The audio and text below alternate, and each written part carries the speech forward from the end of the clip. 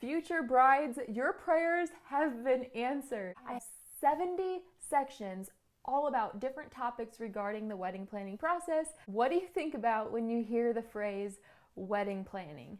Do you think of high stress and being overwhelmed and not even knowing where to start? If that's you, this is so the course for you, and I've got your back, and that's why I created this course. I want your wedding planning process to be so much fun and enjoyable. I created an online self-paced course regarding wedding planning, how to plan your wedding from beginning to end, and everything else you need to know. We talk about all the vendors, all the details, and I even bring in a panel of women, of past brides, to share advice that they wish they would have learned or heard while they were planning their weddings. So get started planning your dream wedding.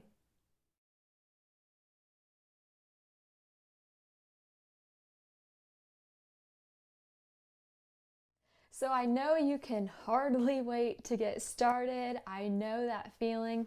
I was there. And so let's hop right into it. But I know there's so much information to cover that you are just probably wanting baby steps. Like, okay, Jazz, where do I start? Like with all of these massive heaping amounts of details needing to get figured out, where do I start? What's a good starting point? So let's hop into those.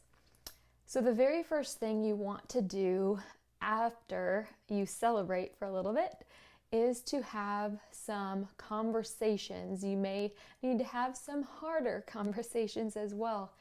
So the first ones, of course, are conversations between you and your brand new fiance or your soon-to-be spouse. So definitely take some time to dream with him and figure out what type of wedding he has envisioned, if he has ideas of what his dream wedding would look like.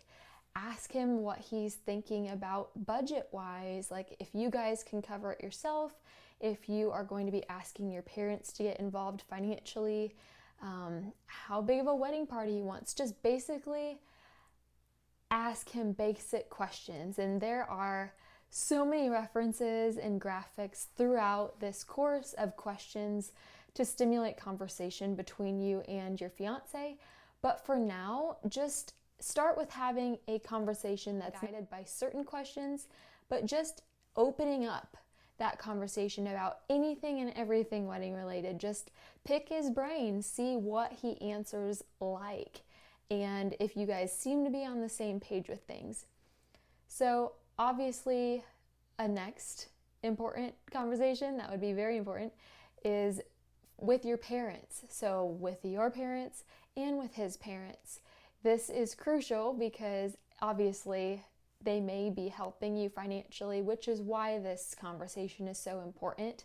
If you are funding your wedding, just you and your fiance, then these conversations may not be as big of a factor because there aren't other people's finances involved in the equation. But obviously, if they are going to be helping you financially to fund your wedding, it's important to make sure that they have a say in things as well. And of course, just to ask them if they're willing to fund your wedding in some capacity. So you can also get a good idea of what they're willing to help out with. So obviously all of this is covered throughout the course, but these are just starter conversations that you can begin to think about and mull over in your head. But of course, as decisions are getting made, make sure you decide on whatever you and your fiance want. So even if your parents are funding the wedding, I hope that there's no strife between you guys, but it is honestly your day and your fiance's day. And even though your parents are paying for things possibly, hopefully they respect that it is in fact your wedding day and they can let you design it how you dream it would be. So that's important. But of course, when you're speaking with your parents, it's also going to be really awesome to have this conversation of dividing and conquering. What do I mean by that? Who is going to handle what? I know as a bride, you can be very overwhelmed because you feel like everything is on your shoulders, every decision needs run by you. So just to have an idea of who's willing to help you with what is really awesome. Maybe you have a sister or a best friend that you could throw in on these conversations as well. Divide and conquer, because there are lots of phone calls to make, lots of price checking to happen, vendor meetings, and if you can divide and conquer tasks, divvy it up, that really helps not add stress but alleviate stress instead for you, because planning a wedding can be a full-time job for a bride. Definitely this ties in with asking your parents about the budget. The next thing I want to quickly talk about is the budget. Obviously, there's a whole new section further down in the class on budgeting, but this one is a very imperative and critical question to get covered right away. What is the wedding budget? Obviously, figure out who is paying, who is contributing, what amount they're comfortable contributing as well, and from those questions you can determine what the wedding budget is going to be. Once you figure out what the budget is going to be, do your best to stick with it. I can't tell you how easy it is to go over budget on your wedding. Everything adds up so quickly. You wouldn't even believe it. After doing some research, I found that the average cost for a wedding in the United States is around $21,000. And after speaking with several ladies and friends, I found that to about be accurate. Can you believe that? $21,000. So whether that is a massive amount to you or whether that's not as much as you expected, just take that into consideration, because I'm sure you have a lot of social media posts that you've seen that you have an idea of what the standard is that you expect your wedding to look like. And you may have to train your mind to realize that that person's budget is not your budget. So please don't compare your wedding to someone else's social media wedding, That's important to not be intimidated or comparing, because budgets are so different for every family and it will drastically impact your future as well. So don't get crazy with your wedding and then put your future in a bind after the wedding happens. So obviously, in regards to the budget, you're asking and figuring out who is paying for what and how you're dividing it up. Like I said, how much money are you comfortably willing to spend, you and your fiance? Are your parents getting involved? Is there someone else that's wanting to get involved? So definitely conversations to be had. Next, I would highly recommend getting spreadsheets put in place now. And why do I say that? I was told I was the most organized bride by so many people, so I'm giving you the tips that I incorporated into wedding planning for James and I. And spreadsheets are very helpful, especially when budgeting and when taking different purchases into account to see where you are measuring up with your budget. Because like I said, things add up financially faster than you know. And so to have all that information in one place is incredibly beneficial. I had a Google Doc spreadsheet. That way I could link multiple people onto that spreadsheet. It was updated in real time, and those certain people had access to this master wedding planning spreadsheet. So I had myself and my future husband at the time, my now husband, James, and I had my mom on there. I had his mom on that spreadsheet because our parents both helped pitch in for our wedding financially. And so what happened was I created this spreadsheet, which I'll explain in a bit here, but as I updated it in real time, they would see those changes. So I wasn't having to constantly send out an updated spreadsheet. and vice versa. If they accomplished something or purchased something, they would add it in the spreadsheet. That way everyone is on the same page, because communication is so critical. I can't stress that enough.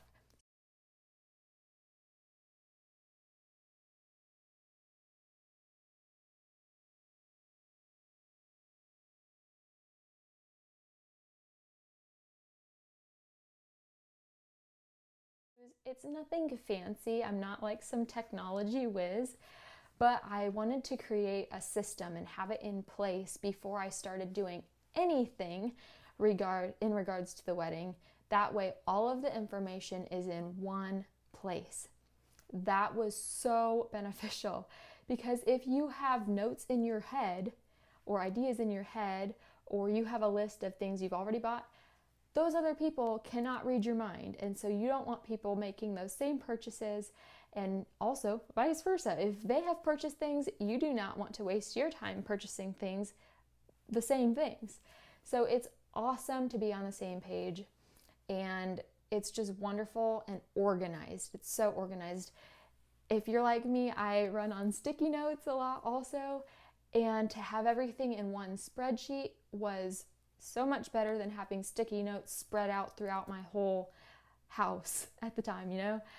So, like I said, have it all in one place, and in that one spreadsheet, you're able to share it with whoever's needing access to it. So, what I have for columns on that spreadsheet, and if you're a technology whiz, you can make your own, create something similar for yourself.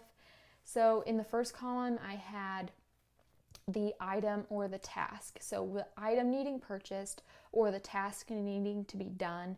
And I also organized it in sections, as you'll see. So sections related to the bridal shower, to the stationery, which is the save the dates and the wedding programs and the invitations, another section for the wedding ceremony, another section for the wedding reception or the honeymoon. So everything had its category going down, and the rows or the columns going across and the rows going down. So I had the item or the task in the first column, the item needing purchased or the task needing accomplished. The next column was if it was done, if it was completed or not. The next column over was the status of it. So if it was an ongoing process or an ongoing journey that kept needing work, the status, how far along it was. The column next to that was any questions I had for a vendor regarding that item or that task. The next column was the cost. This is where it's helpful for the budget, because like I said, all of the purchases are listed in this one spreadsheet, so you can easily see if you are on target to stay within your budget or not. So the cost, I also had the count next to it, because you may need multiple items of that one thing. So if you need 20 of something, you put the count. That way it's easy to multiply the cost.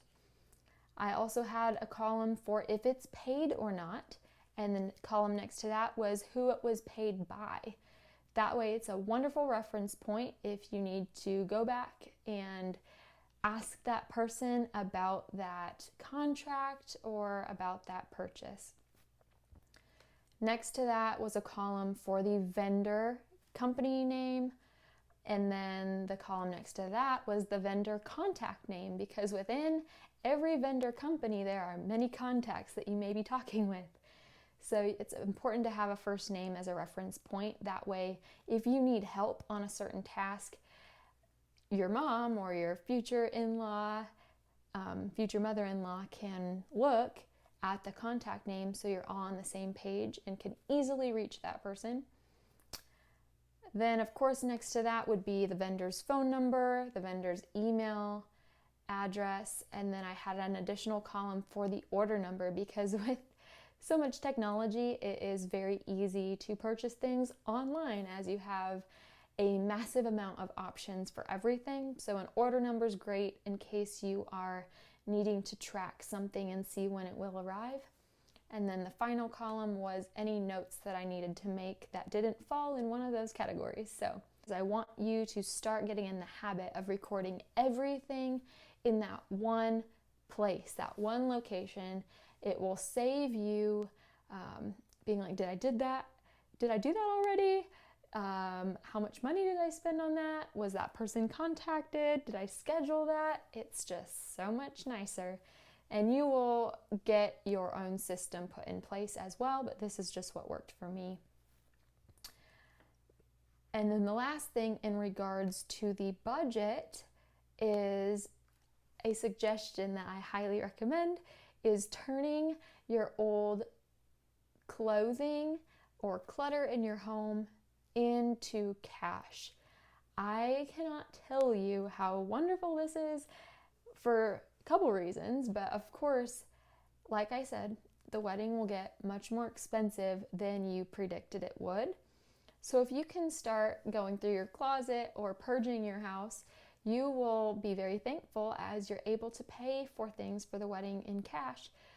Very easy. It's not going on credit card. You're not charging your card. And it's also great because if you're going to be moving once you get married, you won't have that stuff to deal with anyway. So it's a winning solution either way. So the next factor you want to start having conversations about is the timing of the wedding. So how much time do you have to plan it? First off, that is the first question that you need to get addressed. How much time do you have to plan it? So are you wanting a short engagement? Are you wanting a long drawn out engagement?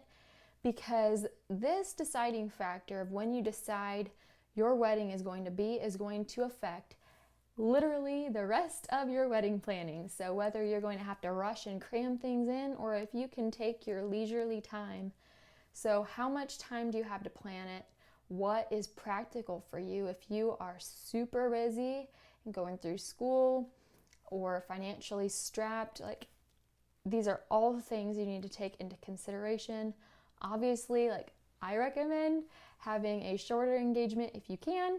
Obviously, it's less temptation sexually, which I talk about later in this course, but it is also great because you want to spend the rest of your life with this person anyway, and so why not make it official faster? But I do understand that other people have other thought processes, but I recommend a shorter engagement for many reasons. But a conversation you definitely want to have is, what is your ideal wedding date or time of year? Maybe you envision your wedding in the summer, or maybe you've always wanted a winter wedding in like a cabin. What are you visioning? So that transitions over into the next conversation to have with your fiance is, what type of wedding are you thinking about? So of course, the main question is, how big of a wedding are you hoping for? Are you wanting to invite everyone under the sun that you know, like everyone who has ever played an important part in your life? Do you picture that church filled with people, or do you picture more of a small, intimate ceremony that only your closest family and friends are there? So that's a big question to make sure you're on the same page, as well as if you want a traditional wedding or a destination wedding. Do you picture that traditional wedding in a church, or do you picture jetting off to a beach and having a destination wedding there? You can't have both a traditional and a destination typically, so you have to decide which route you're going to go. Like I said, these conversations affect everything else in the wedding planning process. That's why these are great starter conversations to have. So another thing you want to have talked out is about a wedding planner. So you may be completely overwhelmed already at this point. So if that's you, then maybe you want to consider hiring a wedding planner or wedding coordinator. But lots of times that's not super feasible. And trust me, you can do it. You can plan your wedding. It will take a lot of organization and time management, but you can do it, and I will walk you through it. Trust me. I know that you're capable of it, so don't discount yourself. You can do it. But I do want to say that if at this point you already know that you want a wedding planner, this would be a great time to get them on board, because they will help walk you through every single detail of your entire wedding. So don't wait until you've already done a bunch of work and then hire them on. Make sure they're involved with the wedding planning process from the very beginning. So that is something I wanted to mention as well. And then the last conversation that you can have is regarding if you want an engagement party or not. So you obviously just got engaged. Congratulations, by the way. I'm sure you can't stop staring at your ring. I know I did that for so long. I still catch myself doing that, and I'm married already. But do you want an engagement party? Because it's super fun to be able to celebrate one of the most monumental, life-changing events that just happened, getting proposed to, and it's fun to celebrate with friends and family. I talk a few sections later in this course about the engagement party, but it's just something to run by your fiance and your parents possibly to see if they are interested in throwing an engagement party, or if they're like, no, there's too much planning that's going to be happening, so let's just skip that. So I talk more about the engagement party in a few sections, so I won't do that here. But anyway, these are just some great starter conversations to have with your fiance and your parents. And we'll go through all of these in detail and very in depth, but definitely start to have those conversations so you can get a feel for what your fiance's vision of the wedding is like, what your parents are willing to contribute, and make sure that you guys are all on the same page, because unity and communication are so important, more than you will know. So hopefully this helped, and please continue on to the next section.